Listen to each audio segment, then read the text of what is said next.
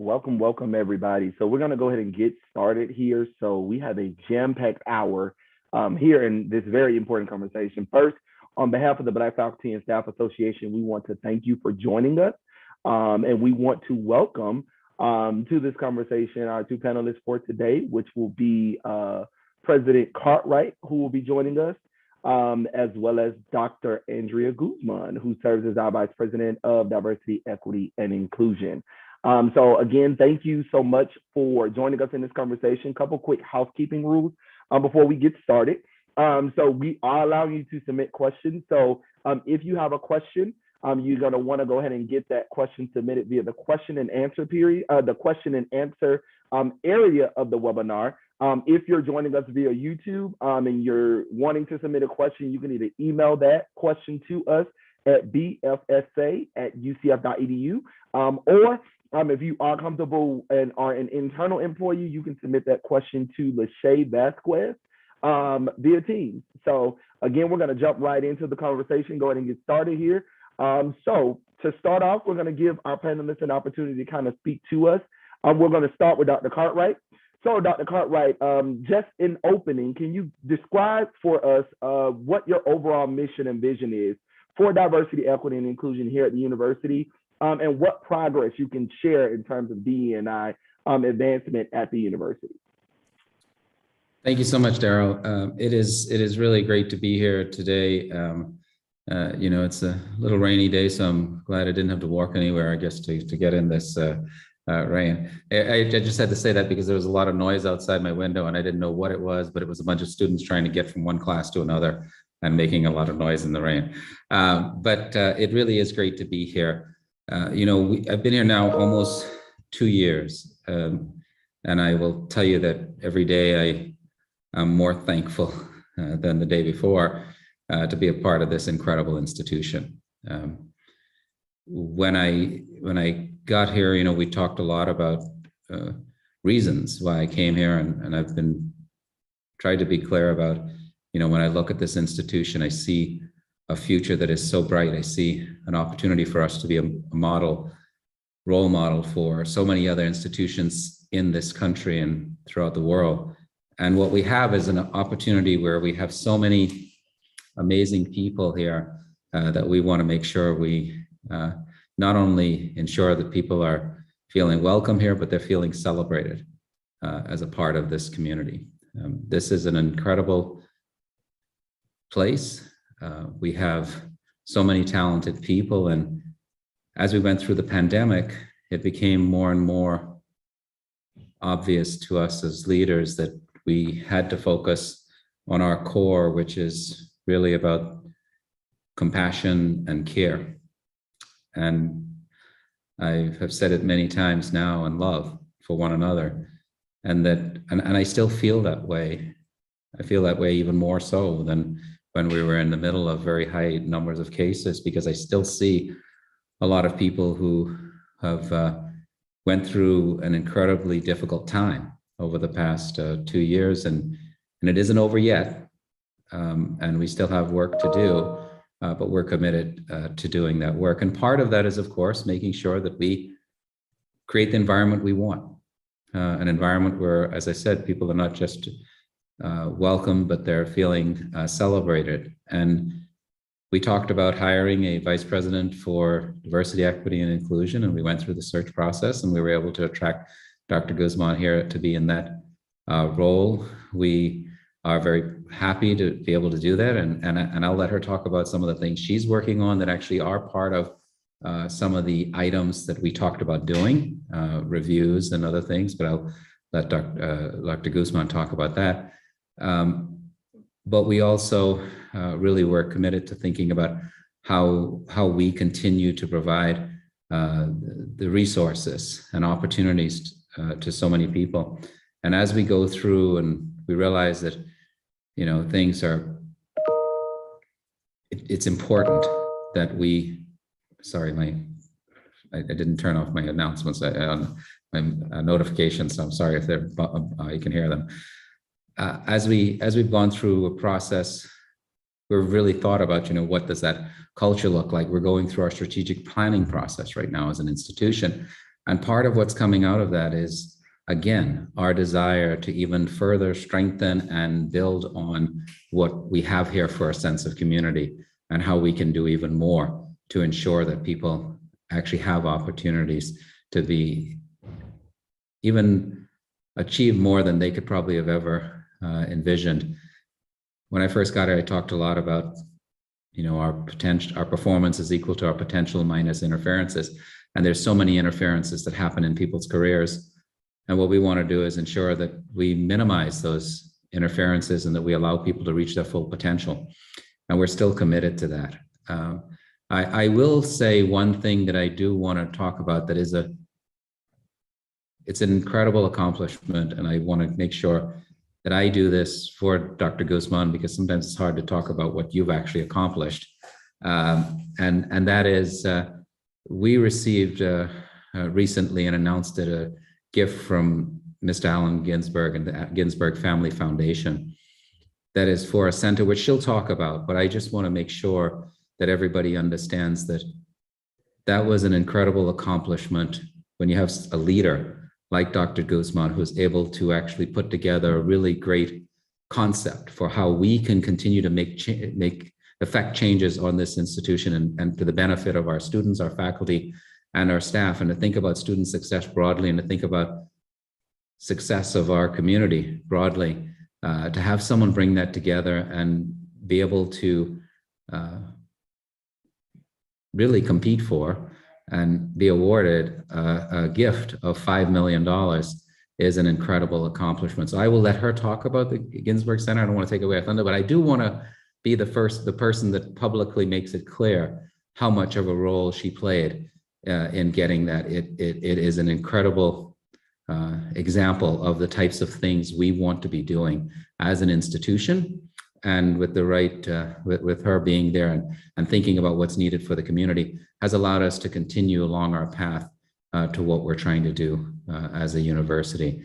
So I will stop there, but what I would ask is certainly that Dr. Guzman talks more about some of the things that we are doing specifically around, making sure that we embrace all of the varying perspectives, cultures, experiences of the incredible people that we have here at this university, and that we think about how we create an environment where people can continue to excel and continue to advance and continue to be the best that they can be. And that's what we're committed to. And of course, there are some things that have to be put in place that are more process and structure. And I'll let her talk about some of the things that she has been doing since she's been here. So thank you so much for having me here today, Daryl.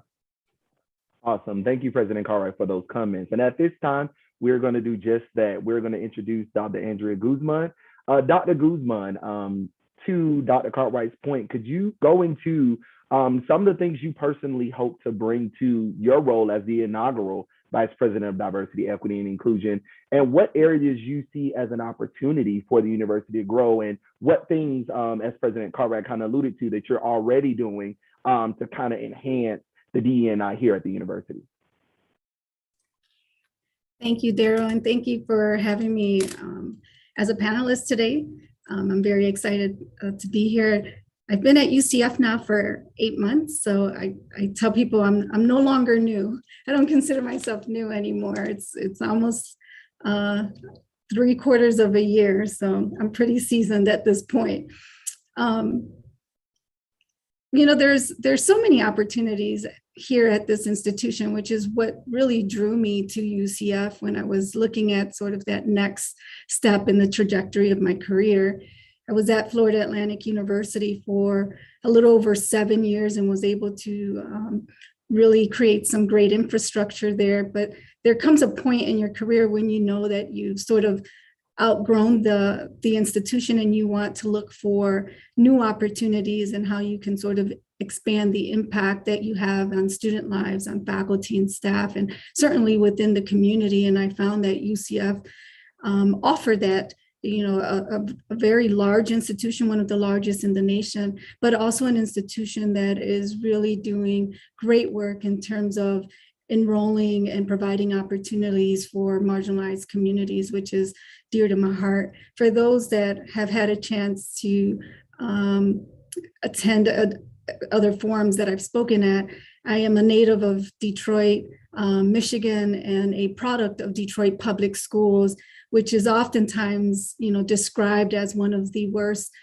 school districts in the nation. And so for me to be able to go through a childhood that was very difficult at times, but also very rewarding in other moments, and graduate from a school district like Detroit Public Schools and be able to become a doctor and a vice president is a testament to the importance of supporting marginalized communities, marginalized populations, and providing access to academic talented students, as well as providing opportunities for individuals to rise the ranks within leadership. I attribute a lot of my success to individuals who saw potential in me, sometimes that I didn't see in myself, and opened up doors for me to walk through. And so when I think about this level of a position and what my role is, it's an inaugural position, which is exciting because you can kind of create and mold it as you go along. It's also a little daunting because there wasn't anyone here that you could sort of say, let me take a look at what they did and build from it. You have to build from the very bottom. And so when I started, day one, the questions that were coming through my head were, what do our students need? What do our faculty need? What do our staff need? How do they perceive the institution? Because sometimes as leaders, we may think we're doing a great job, but when you ask students, faculty, and staff, or members of the community, they'll tell you a different version of it, right? It always amazed me when I would ask, for instance, Hispanic, Latino students at FAU, what is your experience? And they would say, well, I don't feel connected. And FAU is an HSI. And so when you have an HSI where students don't feel connected, or 20% of the students there identify as Black African American and they didn't feel connected, you have to ask yourself, what are we doing that isn't allowing our students to have that kind of connectivity? So when I started at UCF, that was the very first thing that was on my mind. What do our students, faculty, and staff perceive us as being, and what is it that they need to really thrive and succeed? And so for the first couple of months, I went to every meeting I could go to, spoke with as many students, as many faculty and staff members as I could. I visited each of the colleges and spoke to every dean, a couple of department chairs, just to sort of get a feel for how we were perceived. And, one of the things that I was very proud of was the fact that in almost every situation, the importance of DEI was understood. The opportunity came in the sense that not everyone knew how to actually move the needle in terms of racial equity or equity in general. They just knew it was important and that we should be looking at it. But there was no feeling of a hub of expertise outside of training that was being done through the Office of Diversity and Inclusion that individuals could go to and say, okay, well, how do I assess my class for cultural competence? How do I assess a syllabus for being including culturally relevant materials? Or how can I assess my department to determine whether or not my staff are actually culturally competent and can be responsive to the needs of such a diverse student population? So that sort of hub of expertise was missing. In addition, the lack of support infrastructure for marginalized communities was another one that came up. Our students who identified as Black African American or Hispanic, Latino, Latinx, or our LGBTQ plus community, they could talk about resources that were being offered, but there wasn't the place for them to go, right? There wasn't a lounge, or there wasn't the office of Black African American student success, or there wasn't that location that said, this is where you go when you enroll and you identify as an LGBTQ plus student. And so that was on the back of my mind. I also heard from faculty and staff similar sort of concerns of, there are groups of us that get together, we have conversations, we want to do more, but we don't have the funding or we don't have the resources. And so it became really evident early on that infrastructure was a challenge, which I knew coming into the position, because that was one of the things that I was tasked to do by our president, was to really assess and determine what's the appropriate infrastructure for us. And I also felt that there was sort of this limited view on what diversity, equity, and inclusion was, and how we were approaching it as an institution. And so that really impacts the kind of services and resources we can provide if there's a limited scope on what DEI actually is. And so changing that narrative and helping individuals understand that we don't just have one identity, there are intersections, and there are many aspects when it comes to diversity, equity, and inclusion was really important as well. So as Dr. Cartwright had spoken about, we had an opportunity to present a concept to a philanthropist, Dr. Allen Ginsberg, who was gracious enough to offer the $5 million gift in support of establishing a Center for Inclusion and Community Engagement. And I can speak a little bit more about the center if you'd like me to, Daryl, because I know that there are other questions. But I used the feedback that I received from our faculty, staff, and students to develop that proposal.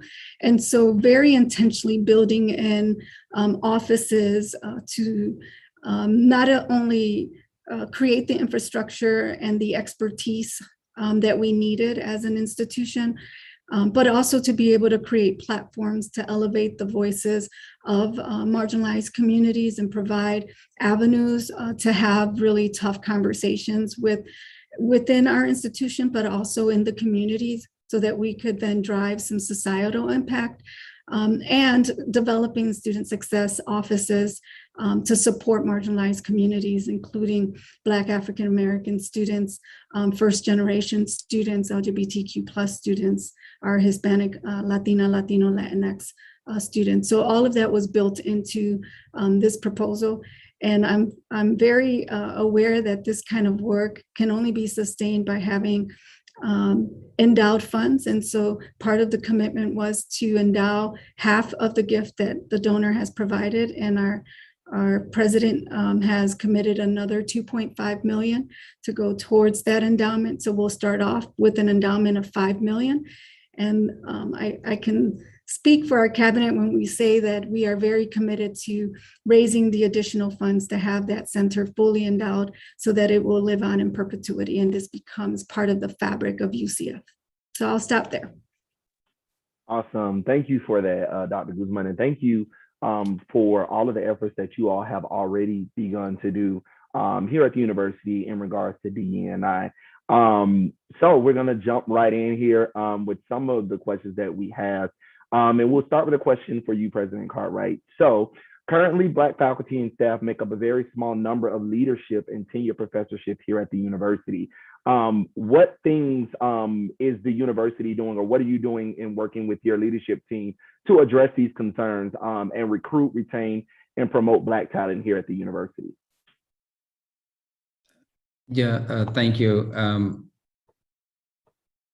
The first thing that I would mention is, we actually, as far as faculty are concerned, we've had in place a faculty fellow program for inclusive excellence now for, I think we're in our 3rd year now. And this year, it's actually Roshana Chappell from School of Social Work.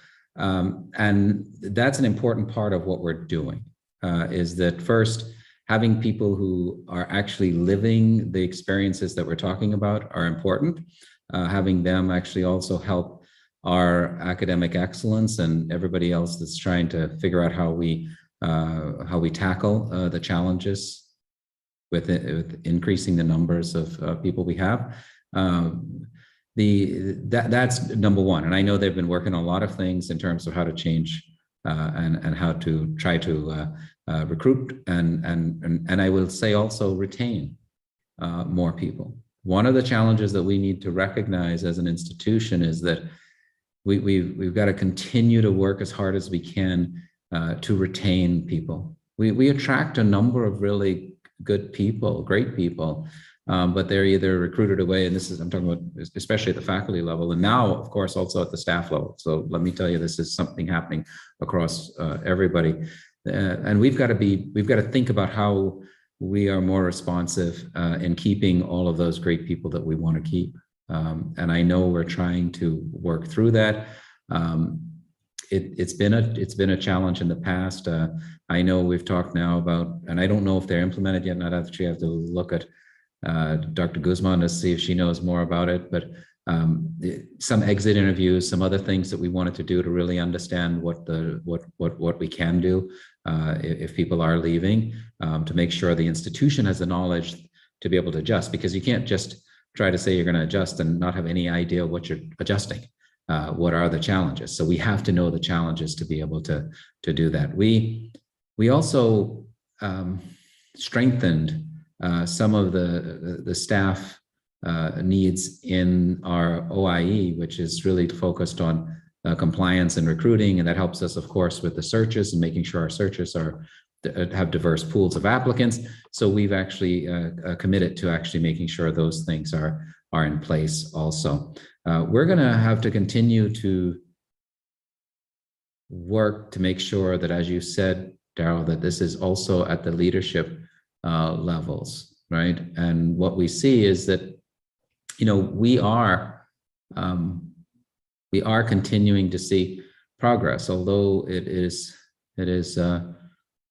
probably not as fast as everybody would want it to be. There has been some in the leadership. We now have several people, of course, in the cabinet that I think of really, I will tell you this, incredible people in the cabinet who've really added to the cabinet. Dr. Guzman, of course, being one of those people that I would point to. But I think we have an opportunity here to recruit such amazing people that want to be part of a community that believes in what we're doing. And I think a lot of it is thinking too about how we ensure that we have that environment where people, and I keep going back to this, but I think it's a minimum expectation. Sometimes you'll hear people say that people should feel welcome. I actually think that's like the minimum expectation you should have ever. People should always feel welcome to where they're going, but I think we should actually feel celebrated and loved as part of being at an institution. And I think that's something we have to keep working on. And we'll keep working on it. We made some progress. If you look at women in the cabinet is over 50% women. The deans are right now, I think, about 40-some%. So we made some progress in some areas, but we still have work to do, and we're committed to doing that work. Awesome. Thank you for that response. My next question is to you, Dr. Guzman. And many have noted the size of the Office of Diversity, Equity, and Inclusion in comparison to the size of the university, and the strain of your office to be able to provide the support that is necessary to support not only the diverse student body, but also, the expansive staff and faculty as well. Would you mind speaking to how the center may help addressing some of those concerns as you all move forward in growing the size of the office in order to provide the support that is needed for the entire campus community? Thank you, Daryl. And I'm glad that people noticed that, because I almost ran away when I first saw the size of the office and the budget. I was like, no need for a budget meeting. I understand exactly what I need to do here. But you're absolutely right. The size of ODI is just, they can't even, begin to scratch the surface when you think about 70,000 students, approximately 78,000 students, and all of the faculty and the staff that we have. And so there's a couple of things that we're currently doing. So with the Ginsberg Center for Inclusion and Community Engagement, there are a number of positions that have been written in to that proposal. Professional staff, as well as peer facilitators, as well as GA-ships. And so I try to look at it from a couple of different levels and how we could actually support the maximum number of faculty, staff, students, and members of our community, but also provide opportunities within the institution for upward mobility and employment opportunities for graduate level students that were looking to become OPS employees, or undergraduate students that wanted to work on campus in an area such as diversity, equity, and inclusion. And so one of the things that I've committed to is ensuring that all of our faculty and staff that have gone through the LEP program and have a waiver, they will be able to apply for those positions first, prior to us posting those positions. Once we're ready to post, they will be posted internally for anyone who has not attained a waiver through the LEP program. And then we will post externally for external candidates if there are still vacancies. But one of my commitments was to ensure that individuals that have been working in the DEI space, that have been looking to really commit 100% of their career to DEI work, that opportunity would be provided. Some of the other things that we're intentionally building in are dollars to support faculty and staff that are currently doing the work, but many times are tapped to do the work as volunteers. We know that it leads to burnout. We know that it leads to feelings of not feeling appreciated or underappreciated. And so we're creating a team currently. I'm in the midst of creating a team of facilitators to assist with internal diversity, equity, and inclusion training, as well as corporate training. And those individuals will receive stipends for their participation as facilitators. So being able to incentivize their participation is important. We're also looking at establishing a faculty and staff inclusive excellence symposium, and individuals that are asked to present at that symposium, faculty and staff are sometimes tapped for those types of things as well. If they are a UCF faculty and staff member, then incentivizing that with stipends as well. So I think that, we can do so much with the talent that we have here. I think our struggle has been really making people feel valued for their expertise, because the funding wasn't there to be able to incentivize that type of participation. And so with the center, it will almost double the amount of staff in each of those areas. So not just in ODI, but also in adding staff and support to MAS and SJA, looking at providing opportunities for individuals who want to work within student accessibility services. So one of their biggest needs is evening proctors. And so we try to hire OPS. And I said, well, why don't we look internally? We have adjunct faculty that are, they need to make additional monies. Can we offer adjunct faculty an opportunity to serve as a proctor in lieu of a course? And then we won't have that problem, right? So really becoming creative to meet the needs that we have, utilizing the staff here to be able to really incentivize and provide additional funding to them. Because we're going to be competing with other institutions that can throw more money at people. And so for me, we want to make sure that people feel loved and welcome and included, and that they're part of the solutions at UCF, but that we're not taking advantage of them and they don't feel taken advantage of. Awesome. Thank you for that response. And I think we got a comment that kind of gave you a kudos for that line of thinking. So I think that's awesome that we're looking internally. I know that has been a concern of many faculty and staff, is that there is such a rich talent here at UCF. However, there's never really an opportunity for us to use that. So we're going to get into a bit of a tough one here. And this is a question for either you, President Cartwright, or you, Dr. Guzman, and you all can team up on this, and I'm pretty sure it's probably going to take a tag team on this one. But after the tumultuous year that we've had in reference to race relations in the country, and even more close to home with House Bill 7, which is being, noted as a Stop Woke bill, that, of course, directly or more directly impacts people of color, particularly Black people. How is the university navigating those waters with us being a public institution and still being able to protect the freedom of speech and, the ability for us to really have these type of conversations at a public institution like UCF? I'll lead off and then I'll hand off to Dr. Guzman. when I think about all of these things, Daryl, it has been a tumultuous few years, is correct. And I think what we have to go back to is what I just always lean on, and that is go back to our foundation and the culture that we're trying to build, which is about love and compassion and respect and all of the things that we need to have at an institution where people can excel and that they can feel that they are a part of a community that cares about them and wants them to continue to do even more and be even more successful, whatever their vision, dreams are. We want to be a place that helps that. And I couldn't agree more with what you said. You said that this place has incredible talent. We do. We do. And what we need to be thinking about is how do we create pathways that allow people to continue to move up and to actually continue to learn. And we want to do that broadly across the entire institution. And I think this should be a place where, you should love being at this place. And if we have an environment,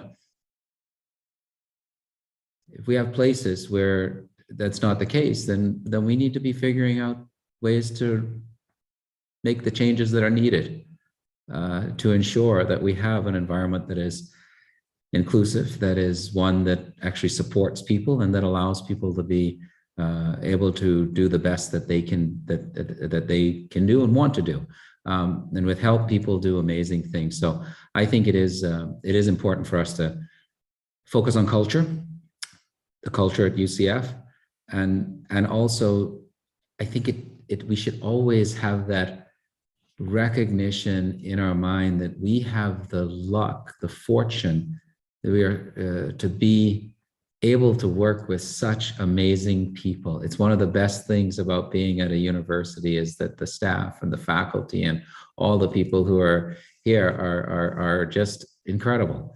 And we should always be committed to that and recognizing that it is our honor to be able to work with such amazing people. And how do we help them to be even, achieve more than what they're able to at this time? That's something we have to commit to. And that's going to take us, we have to look at what we're doing, look at our practices, and then look at how we continue to move forward.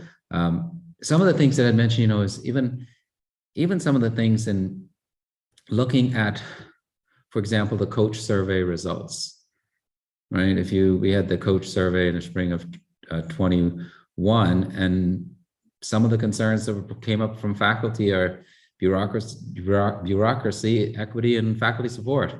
And those are things that we need to be thinking about. How do we set that as a priority? How do we continue to have, for example, Dr. Guzman working with Dr. Jana Jasinski, right? About what do those programs look like that help our faculty to move forward.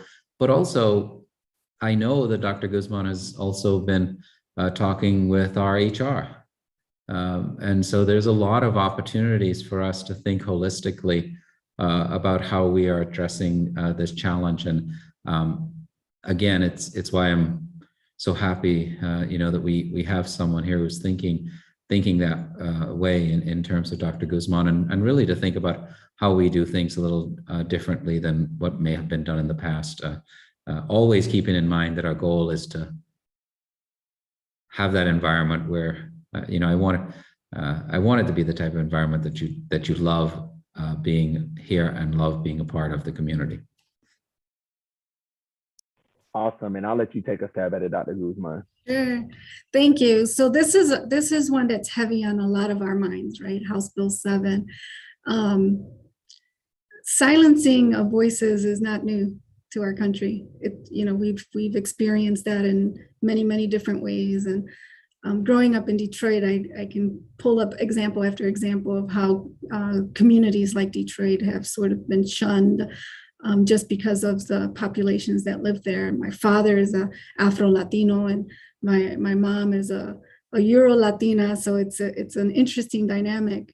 It was an interesting dynamic growing up within the household, but also in my own. I have bicultural, biracial children. And so this is something that is critical in every phase of of the evolution of our country, because we see it come up over and over and over again.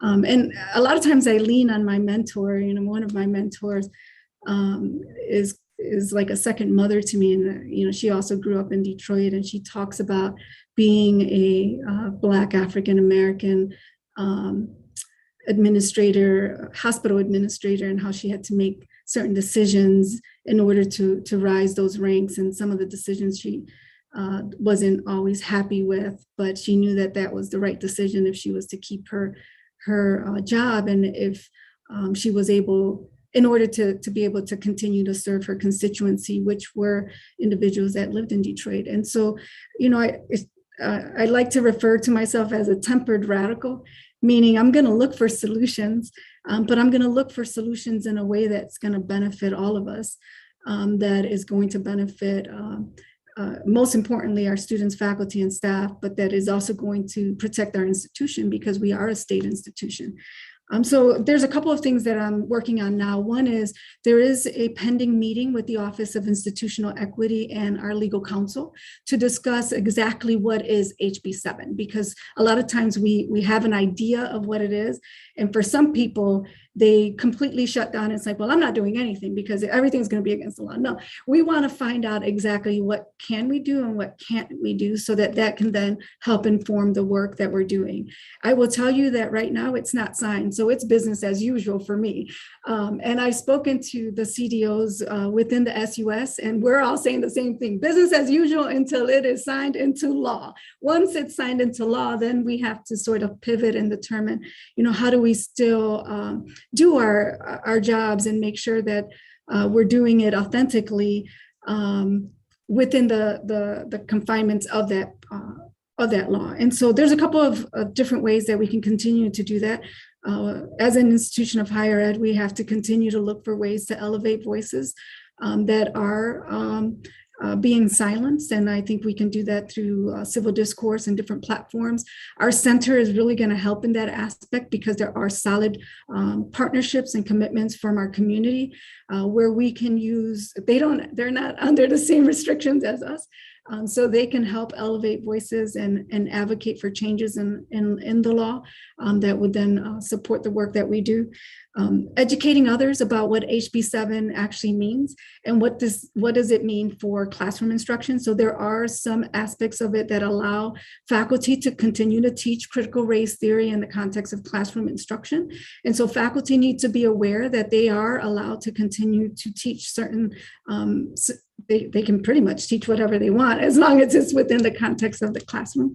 And then being able to take a look at, well, how do I align diversity education with competencies that lead to careers, that lead to advancement in a different way, but that we're still talking about some of the same principles, right? So, implicit bias is one of those terms that make certain individuals very uncomfortable. But we're really talking about blind spots, right? We're talking about lived experiences that result us in viewing the world a certain way. And that's different for every single one of us. Every single one of us on this call has blind spots, or they view the world a certain way based on your experiences. You can continue to teach that. So I see it as our job to say, okay, this is what the law says.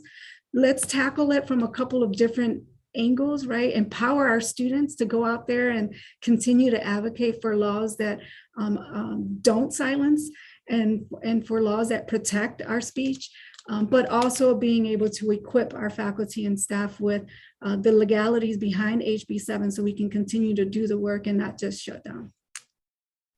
Awesome. Thank you for that. And if I can be candid, let's be honest. We all have bills to pay. Inflation is out here.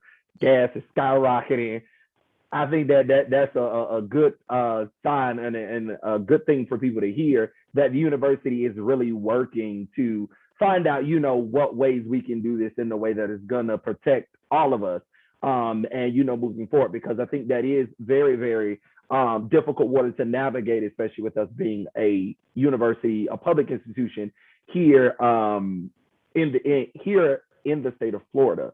So cool. So with that, we're going to move on to our next question here. And so our next question, again, speaks to your point again, Dr. Guzman, that you just talked about with external partnership and allyship. How important is that, and what is the university doing to build that allyship with communities? I know that we do have our downtown campus that we've done a lot of work in the community with. But what are we doing to further that with not only just communities and doing work in the communities, but also businesses and organizations that can help the universities in its mission to support people of color, specifically our Black UCF community? Okay, thank you, Daryl. I'm glad that you said specifically the Black community, because I was like, oh my God, there's so much going on. So I'm going to speak specific to what we're doing. So, one of the things that we did early on was I've been in conversation with the Black Chamber of Commerce and talking through, what kind of role do we play as an institution in supporting the Black Chamber of Commerce. And we've supported a number of different events in our communities that directly support Black African Americans. Just recently, the Onyx magazine had a luncheon in which we purchased a table to participate in. If you're not familiar with Onyx magazine, it is a Black-owned magazine, and they were recognizing women of distinction, Black women of distinction at that particular event, and they raised funds for scholarships and to support the advancement of Black African American women. And so we were a sponsor for the Onyx magazine luncheon. We were also a sponsor just recently for the I'm drawing a blank on the name of the luncheon. Daryl, you were there with me. Which one was that one? I've been to a couple. Yeah, it was the UNCF or a mayor's luncheon. Right. The United Negro College Fund. And so we had a table at that one as well, which is again to increase the number of scholarships to support Black African American students and to support historically Black institutions. And so being able to be seen as sponsors and supportive in those types of arenas, it's critical. It's very, very important. The work that we're doing in the Paramore community and raising funds, attaining grants in order to develop pre-collegiate programs so that we can interface with the community and with those students to prepare them for college and really encourage them. Many of them they're just so bright. They have the potential to succeed at UCF, but they don't always consider UCF as an institution because they don't see themselves as being college ready. So recently we went and took over Jones High School. A couple of us from the administration, including myself, went to Jones High School and sort of met with students and faculty and their administration to see how we can better support them. But the excitement of those students to see Nitro and to see different tables set up from our multicultural orgs and from our BSU to say, hey, we want you at UCF, consider UCF as an institution of choice. I think is equally as important. That wasn't a financial contribution, but just saying that we love you, we're supportive, we have resources for you, come and consider UCF. I think that is extremely important. So we're doing a lot of really great work, and those partnerships in the community are critical because those are employers that could potentially offer our students internship opportunities from a more holistic lens. So there's internships that teach you hard skills, and then there are internships that can combine hard skills with soft skills, right? And when someone looks like you and is explaining the soft skills behind the scenes of what it takes to be successful, that oftentimes is even more impactful and meaningful than the hard skills. So being able to build those relationships in our community so that our students have other options in terms of internships, I think is really critical. And we're doing a lot of that work. I'm looking to continue to be able to do more, especially with the center and our focus on, there is a department for access and academic excellence. And part of that access is really working closely with our K through 12 systems and with community organizations and businesses. Daryl, if I can just add one thing, there's a lot of opportunity for us, and I know that Andrea has been also involved in this, and that is with our industry partners, and I'm talking about our large industry partners too. They have a lot of, they come to us quite often looking for a diverse workforce, looking for interns, looking for people that can really help their institutions. And I do think we need to have the conversation with them. How do we work together? And I will tell you, we do have that conversation with them. And we're trying to figure out how we can do even more together, because we are actually stronger together as a community. The great thing that we have is living in Orlando, living in Central Florida, and a lot of our partner companies recognize the need for us to give access to more individuals from many different backgrounds, and recognize that that's actually going to create the broad-based prosperity that we're all looking for. So I think as we move forward, those partnerships will strengthen, especially as they get to work with Dr. Guzman and understand what we're trying to do, and myself. They do work with me, but it is great when you can also have other people too helping you out. I did notice one comment in the Q&A, and I just want to thank the person for it. I think it was Pam Fletcher who said, it's not just Dr. Guzman and my job to really be thinking about this, but it is really up to our entire institution to be thinking about what we're doing, and it's up to all the leadership. And we continue to work with everybody to understand that this is something that is part of what we are committed to doing, the type of environment we want, making sure people can earn the success they're looking for. Those are things that we'll continue to emphasize, and we want people who understand that's part of the culture that you're coming into, and that's the culture we expect you to continue to advocate for and to grow. Awesome. Thank you for that. And President Cartwright, the next question is going to build off of a little bit of what you just talked about with UCF in Orlando being a very diverse place. Many can't help but kind of wonder, with UCF being an HSI, how does that really impact the UCF Black community in reference to the university when they get those resources, them being equitable with those resources and not just using those resources to maintain their HSI status, and in turn forgetting about those other highly marginalized groups, specifically the Black community. So how is the university, and this is again is a question that you and Dr. Guzman can kind of tackle together, are you all looking at the resources that university is bringing in, and then kind of doling those resources out to ensure that although we do have a mission as an HSI to serve our Hispanic serving institutions, I think that we know that a lot of times, and if I can speak candidly, as an African American or a Black male, a lot of times diversity is such a big term. And so we look at that term, and a lot of times we're given diversity funds or we're given diversity resources, but there's really no specificity to where those resources can go. So I think the question in essence is, how is the university kind of ensuring that those resources are doled out equitably and not really leaving out certain marginalized groups in their efforts to use those resources? Thanks, Daryl. Thanks for that. I think that's an important question that you're asking, and one that we actually do always think about. And there are some dollars that have come forward, for example, in federal dollars that were specifically because we were an HSI. What we've tried to always think through, and I'll give you another example, right, is that I keep going back to the center that we're establishing on inclusion and community engagement. Those are dollars that came in, and what was decided was that should actually impact everybody at the institution, right?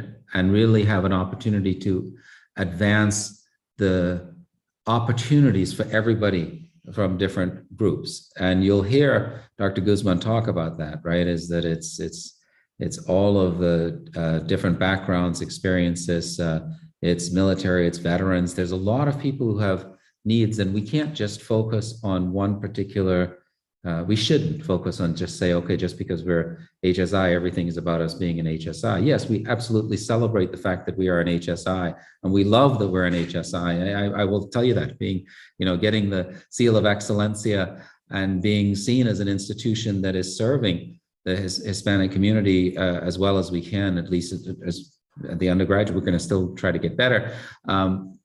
that's important, but there's also a lot of other people that we need to be serving. And we are going to make sure that we put in place, and whenever we can leverage funds is what the best way I can say it, right, Andrea?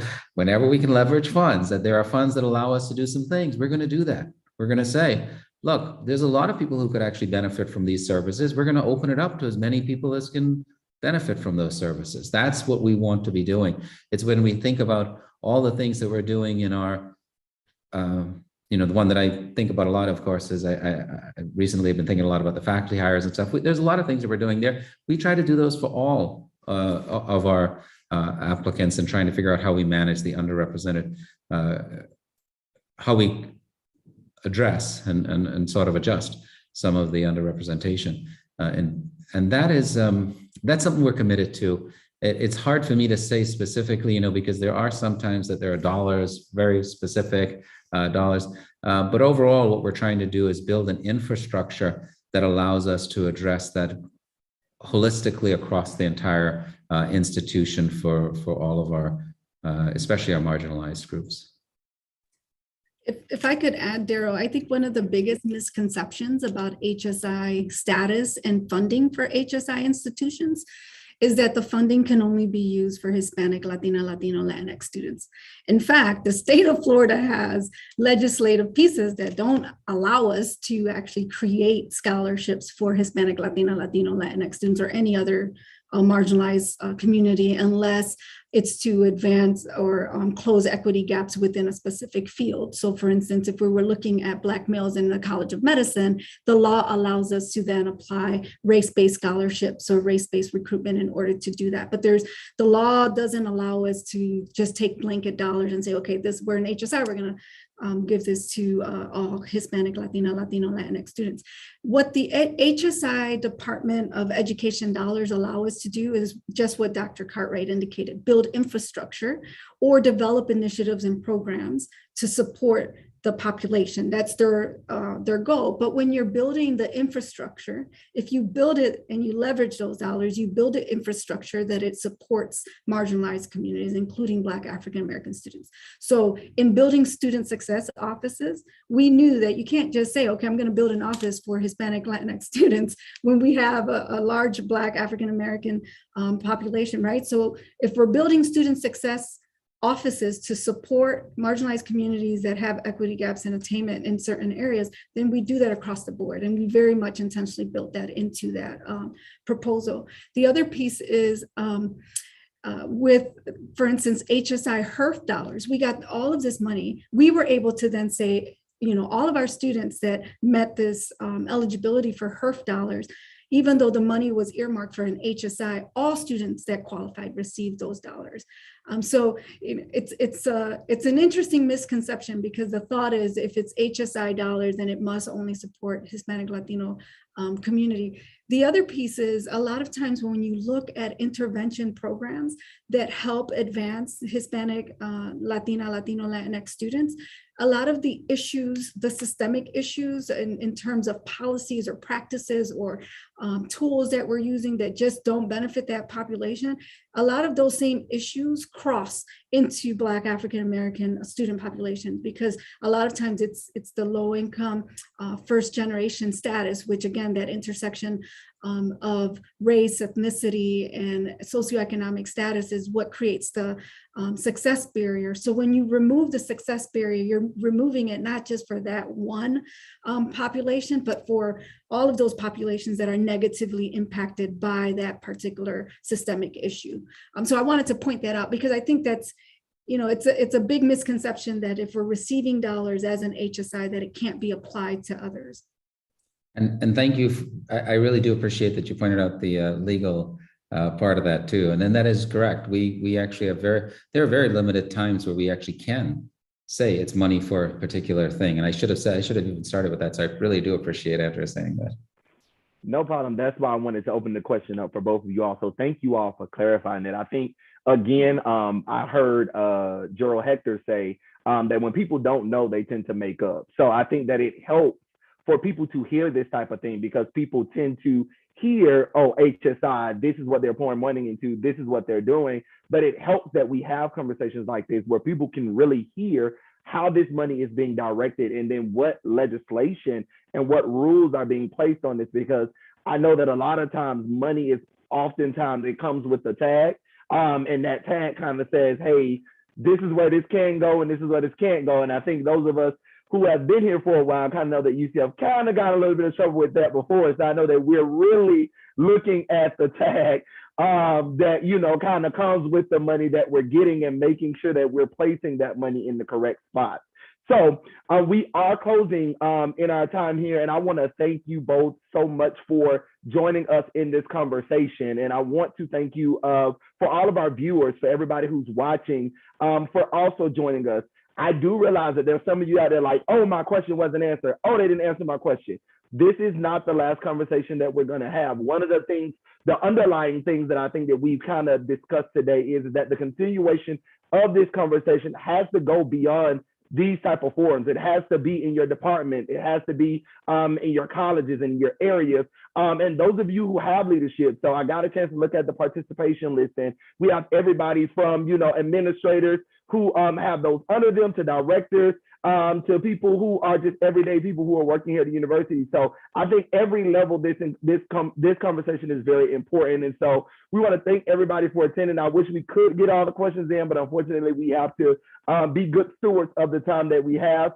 Again, if you have any questions or concerns about anything, feel free to reach out to us. You can reach out to us at BFSA, that's B as in boy, F as in Frank, S as in Sam, A as in Apple, at ucf.edu. Please email us your questions. I know that there were some questions that were submitted that we did not get to, but just know and trust that once we do get those questions, we are still advocating and having these conversations. I know that President Cartwright and Dr. Guzman can tell you that I talk their ear off all the time about issues, about things that people have told me, things that people have stopped me and been like, Daryl, listen, this is the issue. And I'm like, I got you. Next time I talk to them, I'm gonna tell them this is the issue. And so they will tell you that I honestly, BFSA, we are really, really, really working hard to do that. All that we ask is that you give us a little bit of patience and understanding in the fact that, as President Cartwright has said, there is movement that is going on at the university, but it may not be as fast as any of us would like it. So